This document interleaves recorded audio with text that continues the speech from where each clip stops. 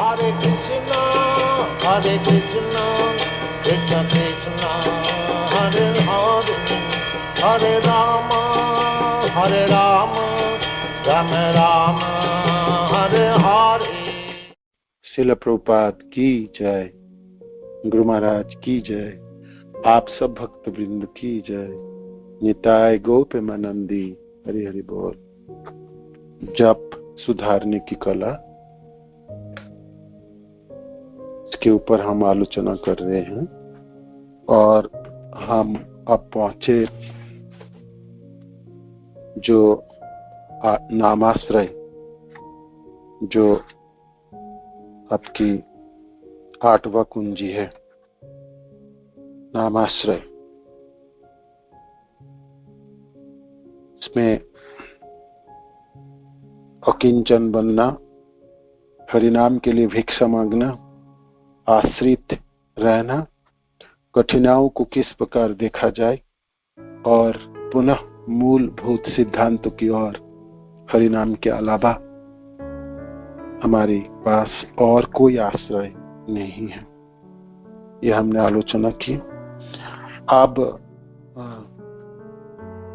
जब मैं साधक जपना शुरू करता है और हरिनाम के आश्रय ग्रहण किए हैं, तो निष्ठा से रुचि की ओर बढ़ता है। तो निष्ठा के स्तर पर भक्त की भावना, हम कृष्ण नाम का जप क्यों करते हैं?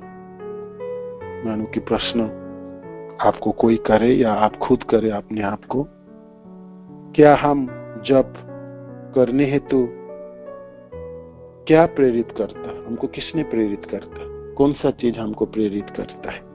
क्या हम इसलिए जप करते हैं क्योंकि यह हमें अच्छा लगता है,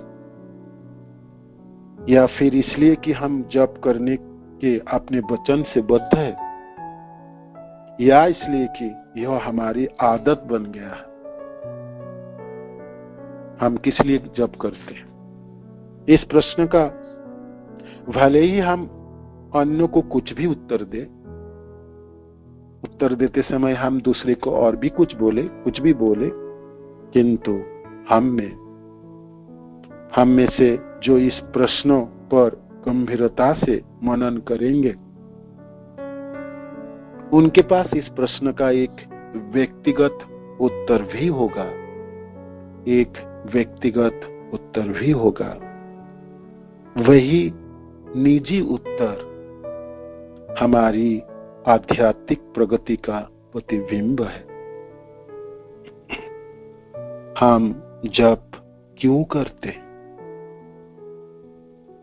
हमारी उद्देश्य क्या है? क्या साध्य वस्तु मेरे को प्राप्त करना है? क्या मैं प्रतिज्ञाबद्ध हूं इसलिए जप रहा हूं? क्या मैं आदत बन गई मेरा जप इसलिए मैं जप करता हूं, या अच्छा लगता है मेरे को जपने में इसलिए मैं जपता हूं? इस प्रश्न के उत्तर अनेक ही तरह से हो सकता है, किंतु एक निजी व्यक्तिगत उत्तर होगी, है ना? आपने माधुर्य कादंबिनी में श्रील विश्वनाथ चक्रवर्ती पाद कहते हैं, उन भक्त की चेतना की व्याख्या करते हैं जो श्री कृष्ण के प्रति पूर्णतः समर्पित हैं और उनके आश्रय में स्थिर हैं। अर्थात ऐसे भक्त जो निष्ठा के स्तर पर है। निष्ठा के स्तर पर कोई अपनी चेतना की आध्यात्मिक होने का कोई प्रकार से अनुभव कर सकता है, किंतु भौतिकता का प्रभाव प्रायी की तब भी दिखाई पड़ता है। निष्ठा के स्तर पर भी संसारी विषय की प्रति आकर्षण के लक्षण आभास दिखाई पड़ते हैं, तथापि रजोगुण और तमोगुण के लक्षण भले ही उपस्थित हो, किंतु अब वे भक्त को प्रभावित नहीं करते हैं। मानो कि मैं निष्ठा के स्तर पर हूं और मेरी जप या मेरी साधना, मेरी आध्यात्मिक जीवन निष्ठा के स्तर पर है, तो हालांकि मेरी भावनाओं में भौतिक संसार के भौतिकता आती भी है, किंतु वो मेरी जीवन को और प्रभावित नहीं करती है ना। रजोगुण और तमोगुण के लक्षण भले ही उपस्थित है, किंतु अब वो भक्त को प्रभावित नहीं करते हैं। चक्रवर्ती पाद माधुर्य कादंबिनी में कहते हैं।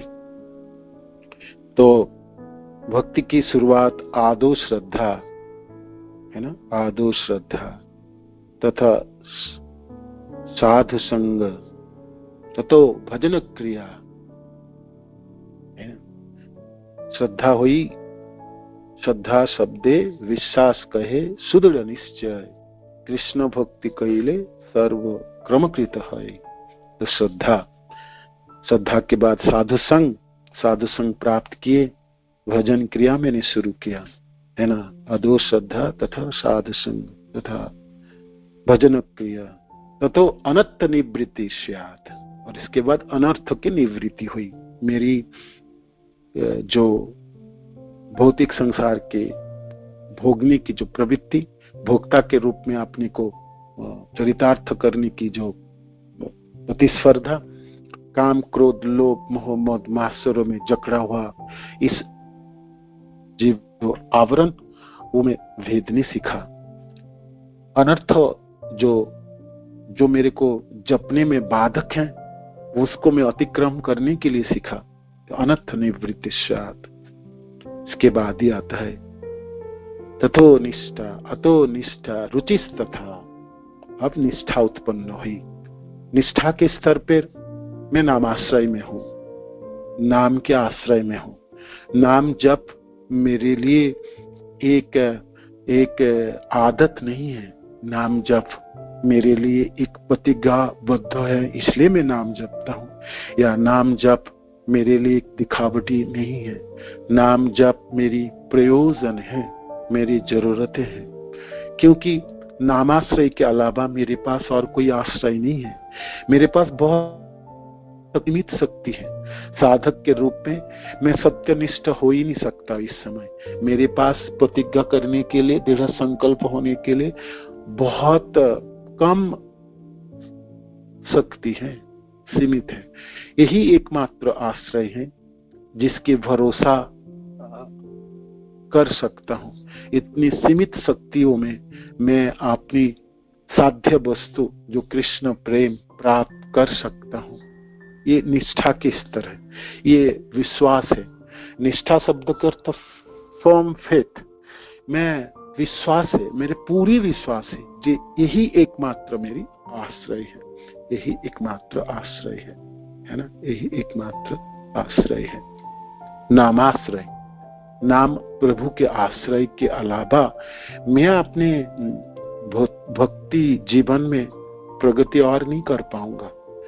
बाकी सब साधन और नाम सब लेके मैं शुरुआत तो किया और मैंने यहाँ तक पहुंचा भी हूं। अब मेरी प्रगति अब इसी आश्रय के ऊपर निर्भर करेगी। यद्यपि यह बचे हुए प्रभाव जो मेरी भोगने की प्रवृत्ति अभी भी है, जो मैं रजोगुणी और तमोगुणी अभी भी मेरे को सताते हैं निष्ठा के स्तर पर, और बचा हुआ रहता है इसका बूंद तो रहती है। यह निष्ठावान आत्मा को अनुचित कार्य करने हेतु नहीं उकसा सकते हैं, तथापि वे कष्टप्रद है, क्योंकि ये भक्त के हृदय की शुद्धता के प्रतिकूल होते हैं। जिस प्रकार से जमीन पर एक कंकर भी पूर्ण रूप से स्वच्छ कमरे की स्वच्छता में बाधा डालता है, ठीक उसी प्रकार से यह भौतिक लक्षण हृदय की शुद्धता में बाधा डालते हैं। पूर्ण शुद्धता का अर्थ है अपनी चेतना से अति सूक्ष्म बालू की कणों को भी साफ कर देना है। अभी भी बालू की कणाई है, पूरी सफाई कोई नहीं है ना, सफाई अभी भी नहीं है। अभी भी भौतिकता के प्रति आकर्षण के लक्षण आभास दिखाई पड़ती है, माने कण अभी भी है ना, रंज अभी भी है, पूर्ण शुद्धता अभी भी हुई नहीं। और ये कष्टप्रद है, ये कष्टप्रद है, ये कष्टप्रद है। नामाश्रय में रहते हुए मेरे को अनुभव होता है, साधक को अनुभव होते हैं कि मेरे जीवन में मैंने नामों के आश्रय तो ग्रहण किए हैं, किंतु भौतिकता अभी भी मेरी पीछे पड़ी है, अभी मैं पीछा छुड़ा नहीं पाया, है ना। ये सब साधकों के अनुभव है। कण अभी भी है, अपनी चेतना से अति सूक्ष्म बालू के कणों को भी साफ कर देना है। ये जो कण है, जो बचा हुआ, ये जो भौतिकता की आभास है, इसको भी साफ करनी पड़ेगी। श्रील प्रभुपाद लिखते हैं, श्री चैतन्य महाप्रभु ने अपने दृष्टांत द्वारा हमें दिखलाया है कि बालू के सारे कणों को चुनकर बाहर ले जाकर फेंक देना चाहिए।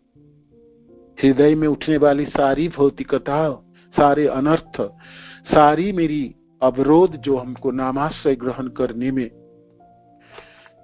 प्रतिरोध, अवरोध के काम करता है, उसको बाहर फेंकना है। सबको इकट्ठा करेंगे और बाहर फेंकेंगे।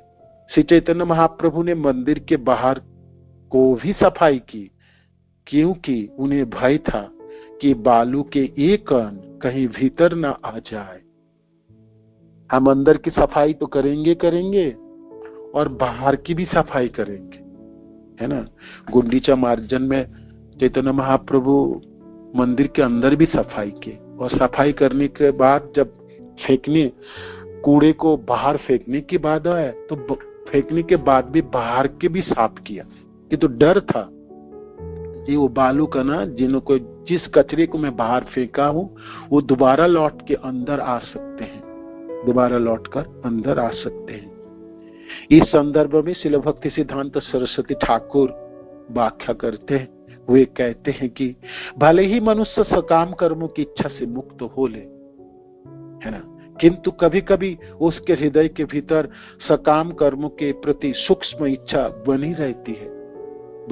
निष्ठा के स्तर पर हालांकि हमारी भौतिक संसार को भोगने की कामनाएं उतनी दधकती हुई आग की तरह ना होती है, किंतु कभी कभी हृदय में भीतर सकाम कर्मों के प्रति सूक्ष्म इच्छा बनी रहती है ना, बनी रहती है।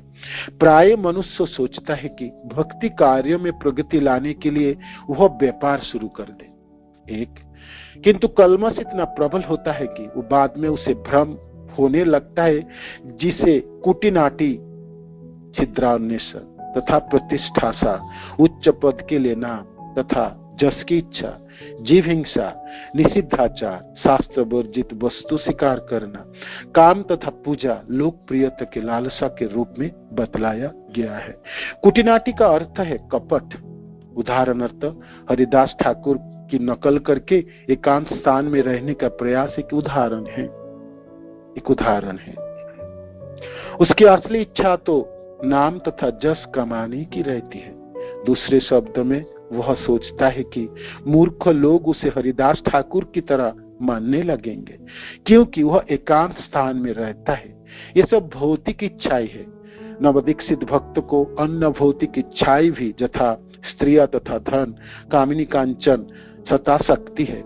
इस तरह उसका हृदय गंदी बातों से पुनः भर जाता है और वह भौतिकता की तरह निष्ठुर होता जाता है। चैतन्य चरितामृत मध्य लीला 12.134 तात्पर्य श्रील प्रभुपाद की है। तो निष्ठा के स्तर पर साधक पहुंचे, नामाश्रय उन्होंने ग्रहण किया, तो अब भक्ति लता बढ़ने लगी, है ना। ब्रह्मांडे भ्रमित कौन, भाग्यवान जीव, गुरु कृष्ण प्रसाद पाए भक्ति लता बीज, माली होए करे से बीज आरोपण, सवन कीर्तन जले कर से च। माली होके बीज आरोपण किया, सवन और कीर्तन के जलों से सिंचाई किए, अंकुरित हुई, लता बढ़ने लगी। उपजिया बाढ़ी लता, ब्रह्मांड भेदी जाए, ब्रह्मांड को भेद करता है। बिरजा ब्रह्म लोक भेदी पर ब्रह्म पाए। बिरजा आदि भेद करके वैकुंठ लोकों को अतिक्रम करके ये लता गोलोक पहुंचती है। कल्प वृक्ष से गोलोक पहुंच के भगवान कृष्ण की चरणों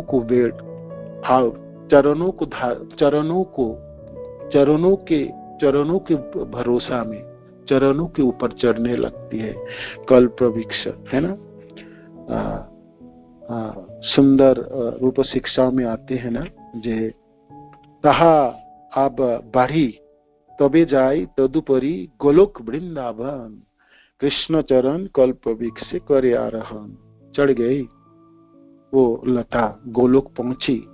ताहा विस्तारिया भैया फले प्रेम फल, यहाँ माली सेचे नित्य सब नादि जल। और प्रेम प्राप्ति होने लगी, नामाश्रय की स्तर में पहुंचा तो साधक को कृष्ण प्रेमों की अनुभूति होने लगी, है ना। और वो निरंतर सिंचाई करता है। उनकी जो साधनाएं है, नाम जप है, कृष्ण कथा है, विग्रह की सेवा है, भक्त की सेवा है, वो निरंतर सिंचाई की कार्य संचालित करता रहता है। यहाँ माली सेचे नित्य सबन आदि जल, सबन आदि, सबन से शुरू करके जितनी भी भक्ति की प्रक्रिया वो निरंतर करती है, क्योंकि सिंचाई के काम करेंगे। लता तो चढ़ गई, किंतु पानी नहीं देंगे, जल नहीं देंगे, सूखेगी, सूख जाएगी पत्ता, है ना। हरा भरा है लता, वो सूखेगी। अब आई डर, यदि वैष्णव अपराध उठे हाथी माथा, उपाड़ी व छिंदे तार, सूखी जाए पता। अपराध में फंसता है साधक, ये मद वाला हाथियों की तरह है। आपके बागीचा में प्रवेश करके वो आपके इस भक्ति लताओं को जड़ से उखाड़ता है। उपाड़े व छिंदे तार, सूखी जाए पता, वो पता सूख जाती है। हालांकि वो गोलोक पहुंची है, हालांकि वो नामाश्रय में है, हालांकि वो प्रेम के आस्वादन करने लगी, तभी भी वो नष्ट हो सकता है। तो माली को, साधक को जत्न पूर्वक आवरण देनी है। ताते माली जत्न करी करे आवरण। आपको आपके लताओं को बचाना है ना। जी भजे कृष्ण से बड़ चतुर। चतुरता तो है अपनी भक्ति को बचाना है, चतुरता तो है आपकी साधनाओं को बचाना है, चतुरता तो आपकी आश्रय में आसक्त होके, नामाश्रय में आसक्त होके उस आसक्ति को दिनों दिन बढ़ानी है, ना कि उस आश्रय के ऊपर प्रहार करनी है। ताते माली जत्न करी करे आवरण, अपराध हो स्थिर जई छे नाहई उत्कम। आप बेड़ा देंगे, ढाकेंगे अपनी भक्ति को, भक्ति लता को बचाने के लिए निरंतर प्रयत्न करेंगे, जैसे कि पागला हाथी प्रवेश ना कर पाए। किंतु समस्या और हुई, जहां पर यहाँ पर शिला चक्रवर्ती पाद वर्णन करते हैं। जी भक्ति लता के साथ साथ ना और भी लताएं उगती है, और वो लताएं एकदम जैसा लगता देखने में, है ना। जैसे आप गांव में रहें तो धान के खेतों पे पकवर होता है, धान के खेतों में धान के पौधे के साथ साथ और भी घास भूसा वो बढ़ती है और धान के जैसे लगता है। बहुत अच्छी तरह से ध्यान से नहीं करेंगे तो धान के पौधा ही जैसा लगता है। तो भक्ति लता के साथ और भी अनेकों उपशाखाएं, अनेकों लताएं बढ़ती है और एक जैसा है और लिपट के बढ़ती है, लिपटा हुआ रहती है ना। भक्ति लता के साथ लिपटा हुआ रहती है। अलग कर पाना बहुत मुश्किल पड़ता है, पहले तो समझ ही नहीं आता ये भक्ति लता है कि और कोई लता है। किंतु यदि लतार संगे उठे उपशाखा, ये उपशाखाएं है। भुक्ति मुक्ति वांछा जो तो असंख्य तार लेता, भोगने की इच्छा, मुक्ति की इच्छा, अनेकों शाखाएं, अनेकों ये उपशाखाएं है। उसमें से निषिद्धाचार, कुटिनाटी, जीव हिंसन, लाभ पूजा प्रतिष्ठा आदि जतो उपशाखागण, उनमें से तो निषिद्धाचार, जो साधना आप कर रहे थे, जो 4 नियम उसी में ही आपने फंस गए, उसी को आपने तोड़ने लगे, है ना। तो ये निषिद्धाचार। कुटिनाटी माने कूटनीति, है ना। गुरुदेव कहते हैं ना, जे मुंह में राम, मुख में राम कहोगे और बगल में छुरी रखोगे, ये कुटिनाटी है। माने बोलोगे कुछ, करोगे और, है ना। भावनाएं और कुछ हृदय में और करते समय और कुछ, ये कुटिनाटी है। कुटिनाटी ये भी है, कूटनीति ये भी है जो आप भरोसा करते हैं, भरोसा आपसे करते हैं, आप भरोसा दिलाते हैं किसी को और फिर आप तोड़ भी देते, ये भी कूटनीति हुई। ये सब हम अच्छी तरह से जानते हैं, हम साधक सब लोग बड़ी परिचित है, भक्त की समाज में हम बड़ी प्रयोग करते हैं इसको, है ना। हम हंसते हुए बोल तो कुछ जाते हैं किंतु हृदय की भावना और कुछ रखते हैं, ये कूटनीति हुई, ये कूटनीति है। ये सबों को आप परिचित है, आप परिचित है। अब आपको अपने को बचाना है, आप, है ना, दूसरे को थोड़ी बचाना। अब आप अपने हृदय में झांक के देखेंगे जे मैं कूटनीति और कितनी कूटनीति है मेरे अंदर, और मैं सचमुच ये उपशाखा जो है इसको मैं भक्ति लता के साथ गिनता हूं कि वो लिपटा हुआ है या मैं इसको अलग कर पाऊंगा। जीव हिंसन की अनर्थ अपने जीवों को मार देना है, आपको जरूरत ही नहीं था, है ना, बस उसको पिटाई करना, उसको मार देना। हिंसा की और भी अर्थ है, आपके वाणियों से दूसरे को दुख देना, ये भी हिंसा है, ये भी जीव हिंसा है। सबसे बड़ी तरवाल तो आपकी जीवा है, साधक की जीवा है, जो धार बराबर चलती। इनकी दोनों धार है, एक तरफ धार नहीं, दोनों तरफ धार है। जीवा के उलट के प्रहार करना सबसे बड़ी प्रहार होती है। वाणियों से कट गया व्यक्ति के हृदय चकनाचूर हो जाता है, किसी औषधि में जुड़ेंगे नहीं वो, और कभी भी नहीं जुड़ेंगे, वो कभी भी नहीं जुड़ेंगे, वो कभी भी नहीं जुड़ेंगे। इस संसार में ऐसे कोई डॉक्टर नहीं है, ऐसा कोई औषधि नहीं है जिसको वाणियों से प्रहार करने वाली जीवों को आप बचा सकता है। बीमार ग्रस्त को तो दवाई से बचाया जा सकता है, आपकी जीवा से कटने वाले व्यक्ति को कभी भी नहीं बचाया जा सकते। ये सबसे बड़ी हिंसा है, जीव हिंसा में माना जाता है। इसीलिए एक साधक को बोलते समय हमेशा आपको याद रखनी है, ये मेरे पास सबसे बड़ी तरवाल तो मेरा जीवा है। ये जब काटना है, जब ये बोलना लगता है, ये तो हृदय को चकनाचूर करता है ना, और जिसके लिए कोई दवाई नहीं होता। सामने वाला व्यक्ति तो कभी भी अपने हृदय को अपने पास कभी भी विश्वास ना होगी, ना खोलेगा, ना आपके कोई भरोसा मांगेंगे, ना कुछ करेंगे भी, वो तो सब कुछ छोड़ छाड़ के चले जाएंगे, है ना। ये सबसे बड़ी हिंसा है ना, जीव हिंसा, है ना, जीव हिंसा।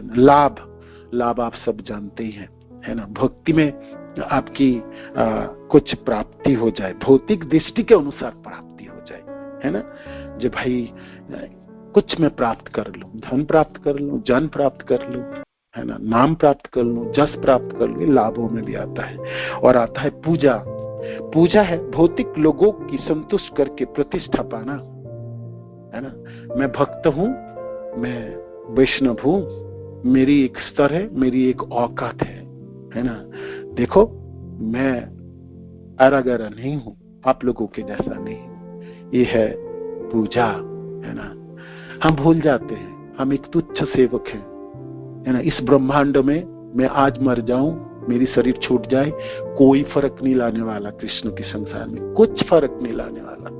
मैं अति तुच्छ सेवक हूं, अति नगण्य हूं, अति नगण्य हूं। करोड़ों करोड़ों आरोब सेवक है कृष्ण की, उनमें से मेरी गिनती ना के बराबर है। भगवान कृष्ण को कोई फर्क पड़ने वाला नहीं, कोई फर्क पड़ने वाला नहीं, है ना। इसलिए हमारी स्तर हमेशा याद रखना चाहिए।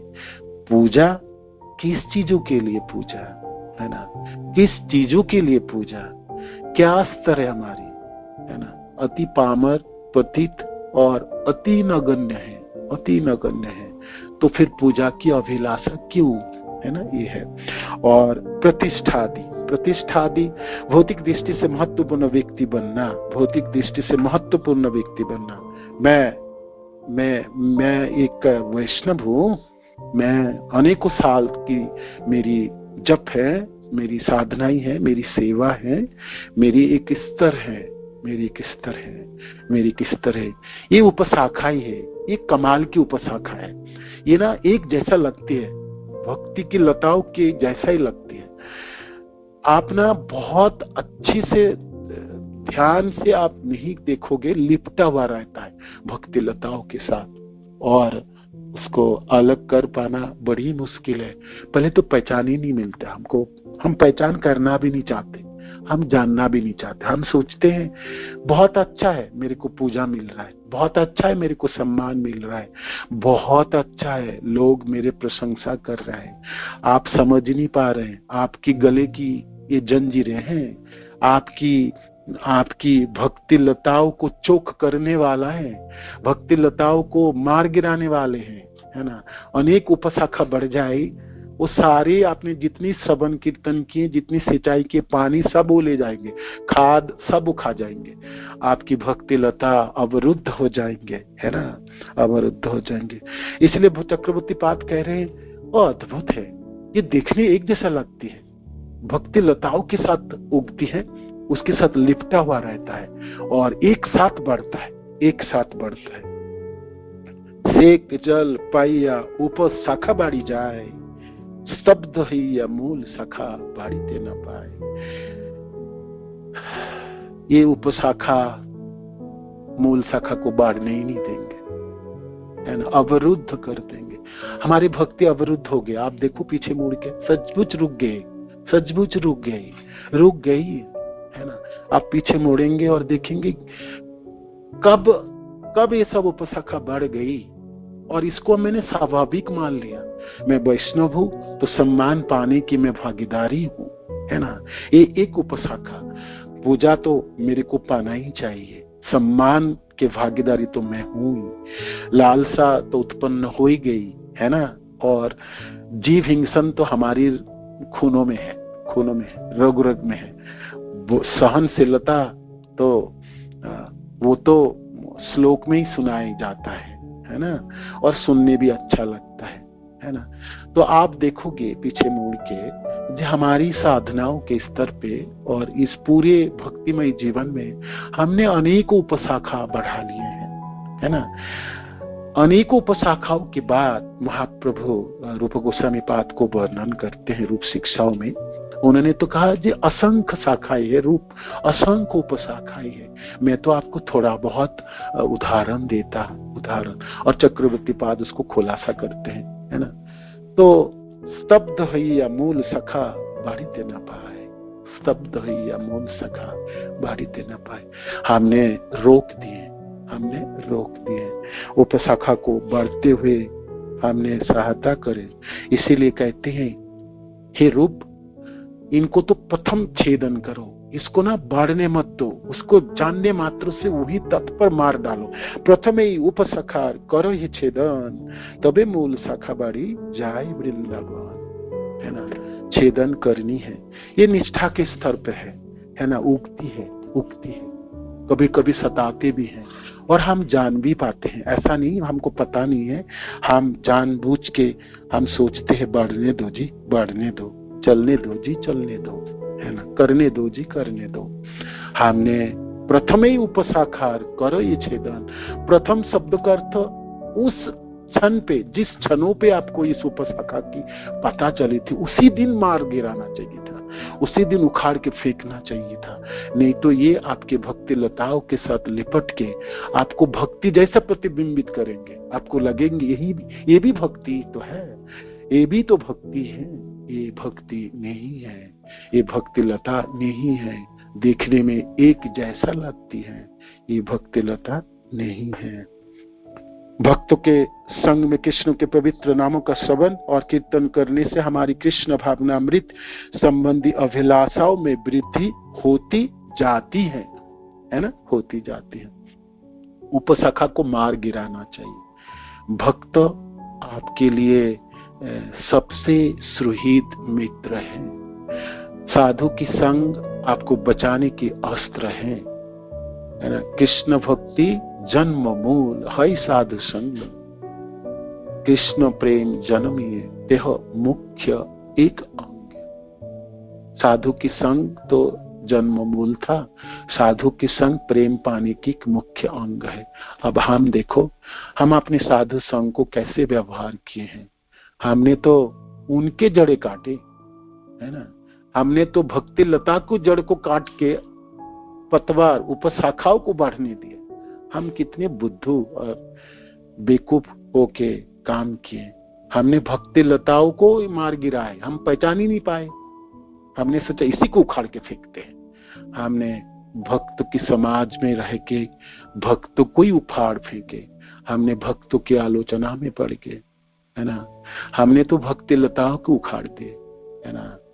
यदि वैष्णव अपराध उठे हाथी माता, उपाड़ी बछिन देतार सुखी जाए बत। हाय हाय, मेरे को उपशाखाएं उखाड़नी थी, उपशाखाओं को मार गिराना था, उसको तो मैंने बढ़ने दिया, भक्ति लता की कोई उखाड़ के फेंक दिए हैं। ये हमारे लिए निष्ठा के स्तर पर, इसीलिए कहते हैं चक्रवर्ती पाद जी, कण, इस कणों को तो बाहर फेंको, और बाहर नहीं फेंको, बाहर से भी और दूर फेंको, बाहर को भी साफ करो, बाहर को भी साफ करो, बाहर को भी साफ करो। आप सोच लिए, थोड़ा सा मनन कीजिए इसके ऊपर। चक्रवर्ती पाद की माधुर्य कादम्बिनी के ऊपर ये कमेंट्री है। इस निष्ठा के स्तर पर ध्यान देने योग्य है, ध्यान देने योग्य है। हरे कृष्ण। श्री प्रभुपाद की जय, गुरु महाराज की जय, आप सब भक्त वृंद की जय। निताय गौ प्रेमानंदी। हरि हरि बोल। धन्यवाद नाम सभी को।